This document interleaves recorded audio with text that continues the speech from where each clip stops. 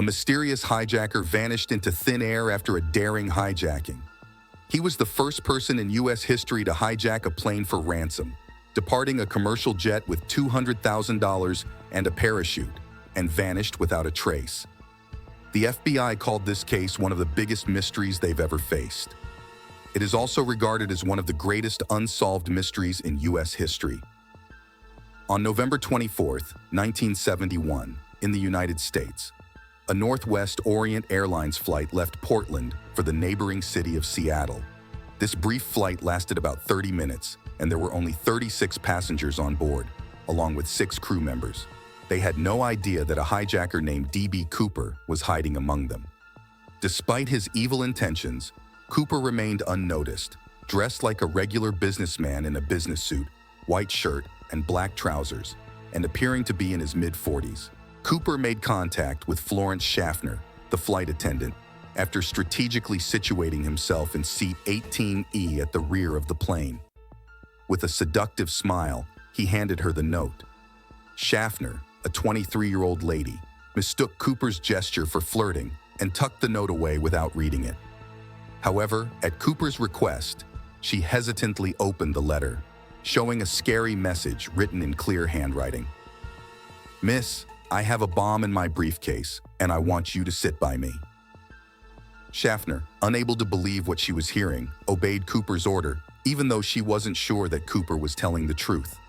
To remove any doubts, Cooper proceeded to reveal the contents of his bag, exposing an array of alarming components: red cylinders, wires, and a huge cylindrical battery, conclusively forming the presence of an explosive device. Cooper took control of the situation after making his goals clear. He demanded $200,000 by 5 p.m. that evening, additionally in cash. He wanted all of the cash in the bag, as well as 2 parachutes in the back and 2 in the front. He wanted the fuel truck ready to refuel the plane when they eventually touched down. He cautioned her not to try anything unexpected, threatening to blow up the plane otherwise. The other passengers on the plane were unaware of this, and air hostess Schaffner did not want them to know. She gently entered the cockpit and showed Cooper's note to the pilots. Tina Mucklow, another air hostess, was notified of the situation and sat next to Cooper. These 2 flight hostesses helped Cooper maintain communication with the plane's crew. The pilots contacted the air traffic controller, and the news quickly reached the airline's president, Donald Nyrobe. He was the decision maker, and he made an interesting decision. He directed workers to fully comply with Cooper's demands, to comply with any requests made by this hijacker. After collaborating with the FBI, he contacted a Seattle bank to arrange payment. The bank has a large sum of money for such situations, but there was something unique about this bundle of money. We shall discuss it later in the video. But you must be wondering why the airline's president chose to cooperate with the hijacker. The reason for this was reputation. The airline's president did not want news of the hijack to travel all over the world, resulting in significant losses for his company. He decided to go along with the hijacker's demands in order to keep things confidential. However, a practical issue arose since they needed time to collect the money, despite the fact that the flight was only planned to last 30 minutes. As a result, the pilots were instructed to circle Seattle rather than land, which increased the planned journey time to 3 hours. Passengers remained unaware of the situation, as the pilots blamed the delay on minor technical concerns. The aircraft was positioned away from the main terminal after landing at Seattle's airport at 5:46 p.m., as directed by Cooper. An airline employee approached the plane with the necessary items, a bag of money and 4 parachutes. After the exchange, Cooper let the passengers and most flight attendants exit, leaving only Tina Mucklow on board. The plane was then refueled as planned, and the flight took off with only the pilots, Cooper and Tina, remaining on board. Assuming control once more, Cooper gave the pilots detailed directions about the flight's destination, speed, and altitude. The path was established for Mexico City at a height of 10,000 feet and wings at a 15-degree angle. Regarding the aircraft's speed, he preferred the slowest possible speed. Despite the pilot's warnings that following these conditions could limit their ability to reach Mexico City due to insufficient fuel reserves, Cooper remained unconcerned. He warned that they follow his orders without concern for fuel limits. What happened next reads like a movie storyline. Cooper directed Tina to lock the cockpit door, leaving him as the only passenger outside. He prepared his parachutes and set out to dive.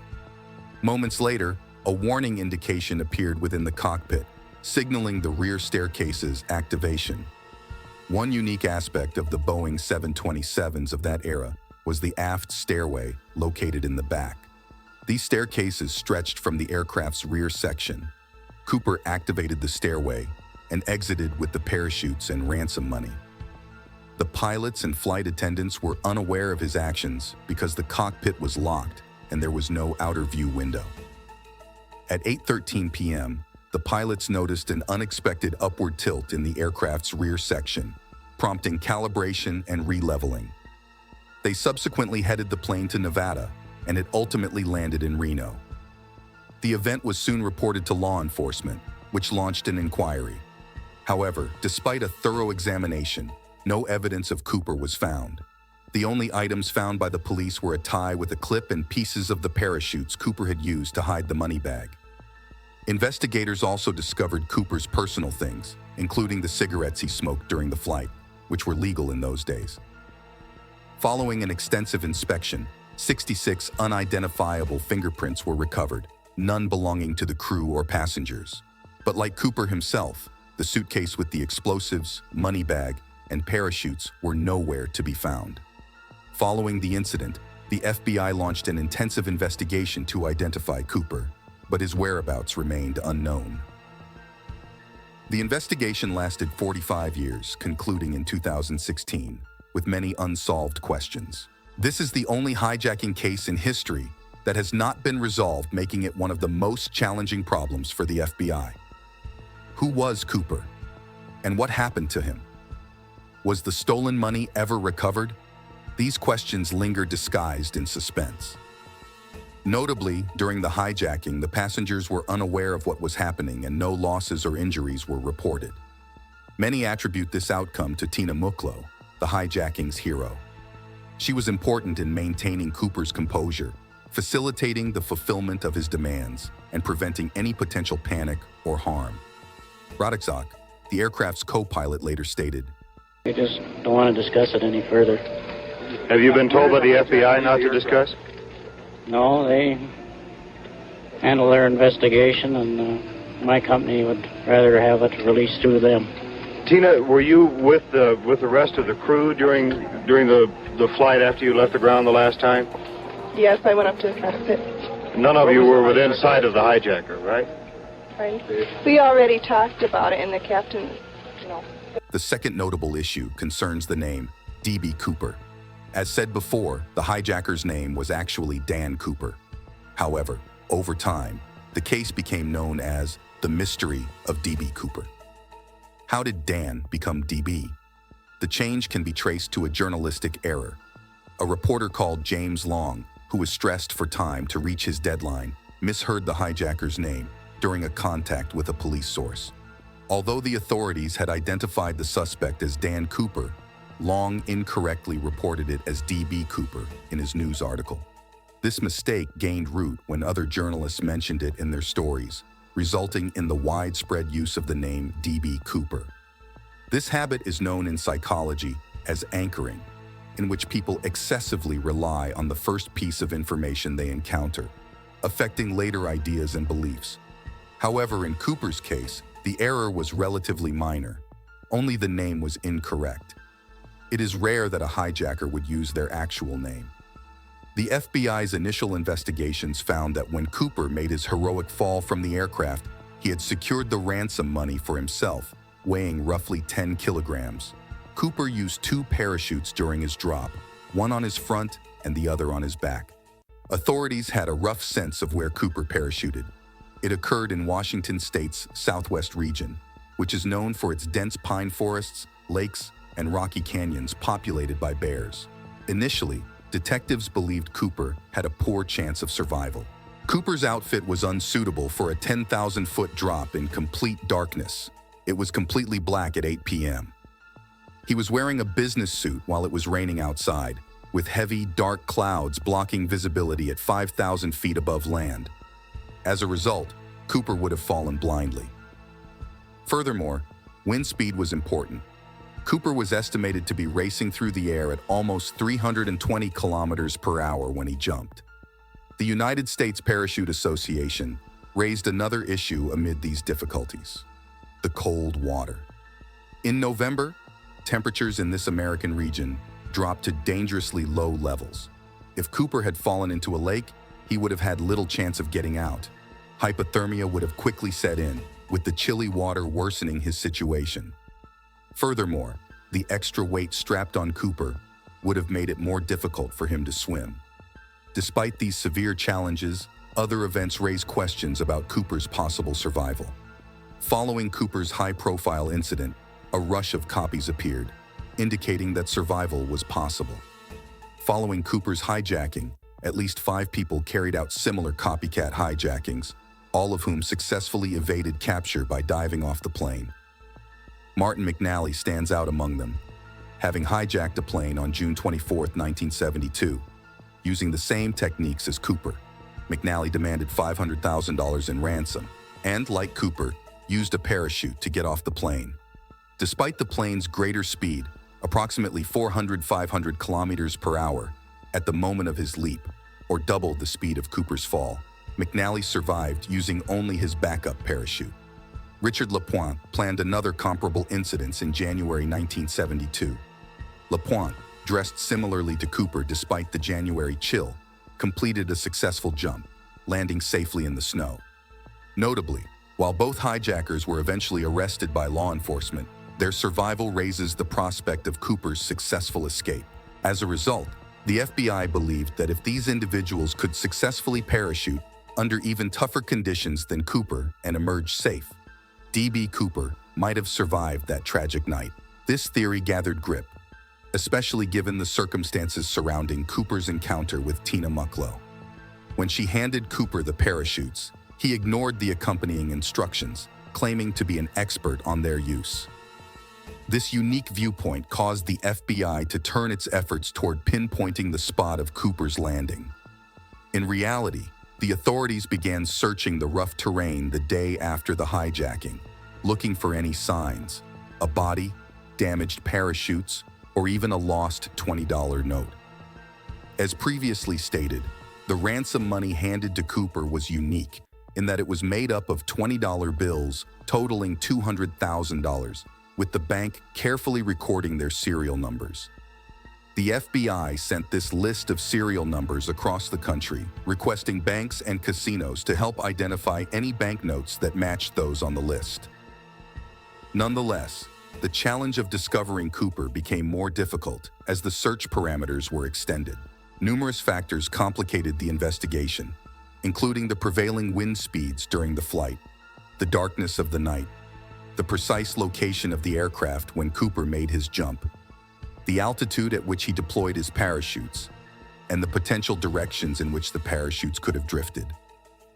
The most likely landing spot in Washington state was identified by the investigators based on their most reasonable estimate. This location is close to Lake Merwin. To test their comprehension, the FBI carried out an actual experiment. Using the same aircraft and setups, they launched a 91-kilogram sled down the rear stairs, utilizing its path to guide their search. Subsequently, intensive door-to-door searches were conducted throughout the area. Law enforcement officers visited local farmhouses and thoroughly questioned the locals. Petrol boats combed Lake Merwin and Lake Yale, and one business even sent a submarine to dig into the depths of Lake Merwin, diving 200 feet beneath the surface in search of clues, whether money, parachute debris, or a body. But nothing was found. In an effort to get public aid, the investigators published the serial numbers of the ransom notes in the local newspaper, offering a $1,000 prize to the first person to find a note matching those serial numbers. Even though the reward was in place for 3 years, no such notes were found. Fast forward to 1979, 8 years after the hijacking. And a breakthrough happened when a Continental Airlines pilot named Tom Bohan contacted the FBI. On the night of the hijacking, another plane piloted by Tom tailed Cooper's plane by only 4 minutes and flew 4,000 feet higher. Tom stated that the violent storm that covered the skies that fateful night surpassed any storm he had ever seen in his whole career. Tom was dissatisfied with the FBI's calculations for Cooper's drop zone, claiming that they were off by 80 degrees. Drawing on his direct experience in the air that night, Tom suggested that the search be concentrated near the Washougal River's drainage area. Months later, an 8-year-old child discovered a heap of $20 spread around the Columbia River's banks, confirming Tom's suspicions. Some bills remained neatly packed with rubber bands. The discovery was a turning point in the nation's first unsolved airplane hijacking.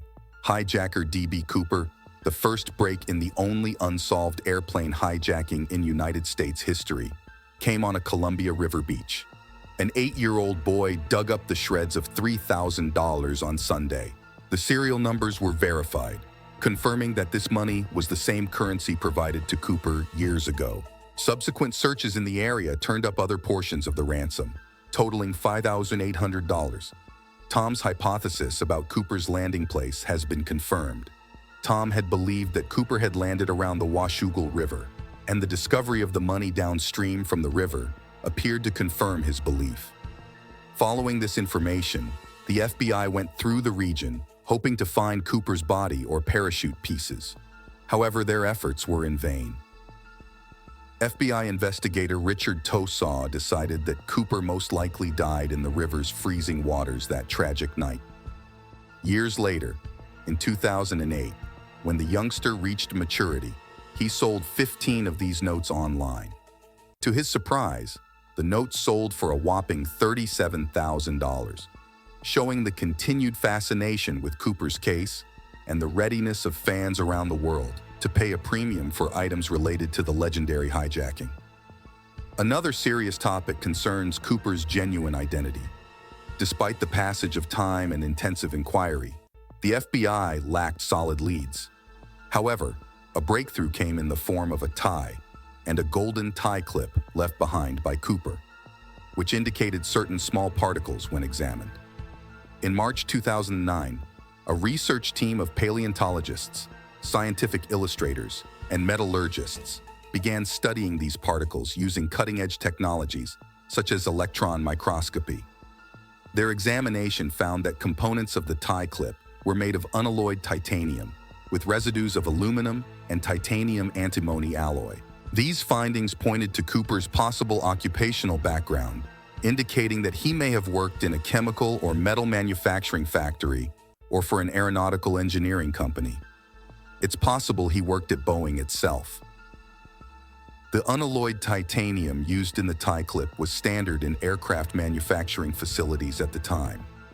Scientists analyzing this hint concluded that Cooper most certainly had access to a manufacturing company involved in aircraft production, probably one linked to Boeing. During the early stages of the inquiry, the FBI interviewed passengers and flight crew to create a composite sketch of Cooper's appearance. The first sketch was produced on November 28, 1971. However, air hostess Schaffer and other witnesses called it inaccurate. It took another year to create a revised sketch, which also proved to be inaccurate.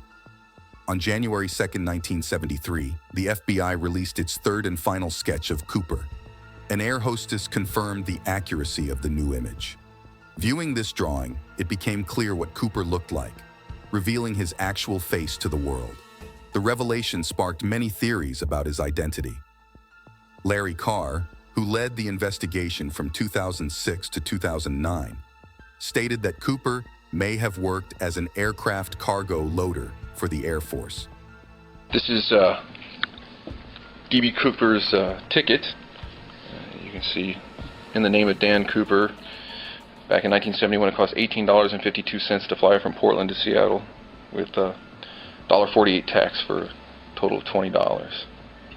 This is the tie the person known as D.B. Cooper wore the night he jumped. It's a J.C. Penney clip-on tie. with the tie clasp, and in 2001 we were able to recover some DNA from the tie. He needed a way to secure the money on his bag, so he cut these lengths of nylon rope from the reserve chute that he opened up on the plane and cinched the top of the bag, and then he took the remaining cords and made a real tight bundle, and then looped some more cords and made basically a handle. You know, you have D.B. Cooper walking down the stairs. As soon as he's standing there, he really can't feel the wind coming around him from the plane going 200 miles an hour. And so when he jumps out of the aircraft, I think he just started tumbling right then. Just tumbling, panics, and once you panic, you really can't do anything. So he's falling, he doesn't know where he's at, he can't see, he has no visual reference on the ground, he's out of control in the air, and starts to panic, can't pull his chute, and hits the ground with never opening his chute. The FBI created a list of over 800 possible suspects, any of whom may be D.B. Cooper. Among these people, 20 were investigated more closely, with several telling interesting stories. One such guy was Richard McCoy, a Vietnam War veteran. 5 months after Cooper's hijacking, McCoy carried off a nearly similar plane hijacking. McCoy, like Cooper, attacked a Boeing 727, seeking 4 parachutes and a $500,000 ransom. The young man demanded $500,000 and requested 4 parachutes. After collecting the money, McCoy used the rear stairs to flee. However, unlike Cooper, McCoy's attempt was short-lived, as the FBI arrested him only 2 days later. He was ultimately sentenced to 45 years in prison, with officials suspecting him of being Cooper, and perceiving this as his second hijack attempt. Former FBI agent Russell Calamé wrote a book titled D.B. Cooper, The Real McCoy, that was published in 1991. The book claims that McCoy's relatives confirmed that the tie-and-tie clip thought to be Cooper's belonged to McCoy.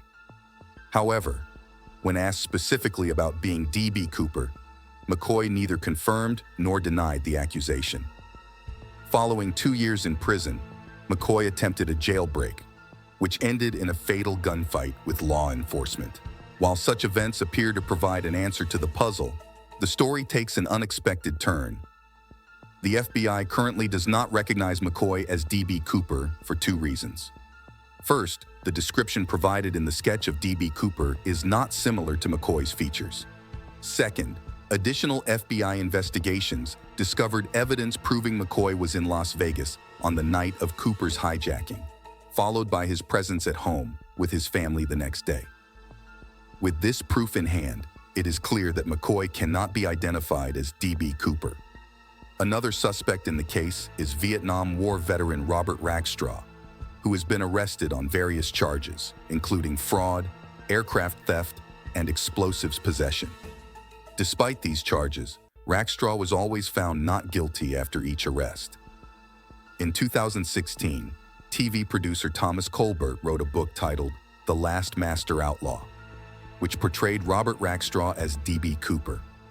Colbert backed his theory with a History Channel series titled D.B. Cooper Case Closed. Colbert and his 40-person team, which included former FBI agents, were convinced that Rackstraw was the elusive hijacker. Rackstraw's appearance on the FBI's initial suspect list during the 1970s investigation provides evidence to support this view. Rackstraw used to tease the media about his potential involvement at the time, but he eventually denied those claims. Notably, his features matched the composite sketches of D.B. Cooper.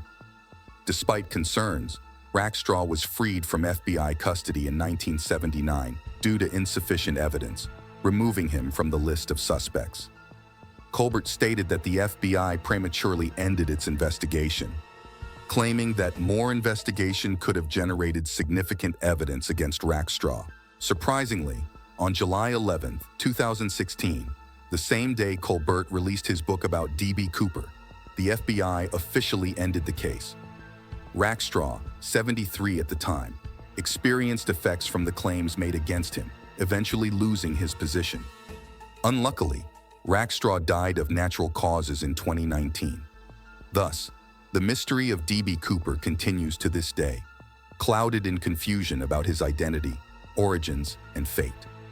What are your thoughts now that you know about this mystery? Could D.B. Cooper survive that night's jump from the plane? Write in the comments section below. Also, there were so many more hijackings that were identical to Cooper's. However, in all of those hijackings, the hijackers who used parachutes to jump out of the plane always survived. Second, they were always arrested by the police or FBI. So what about Cooper? Will we ever uncover the truth behind one of the greatest unsolved mysteries in history? Subscribe to our channel and stay tuned for more interesting cases.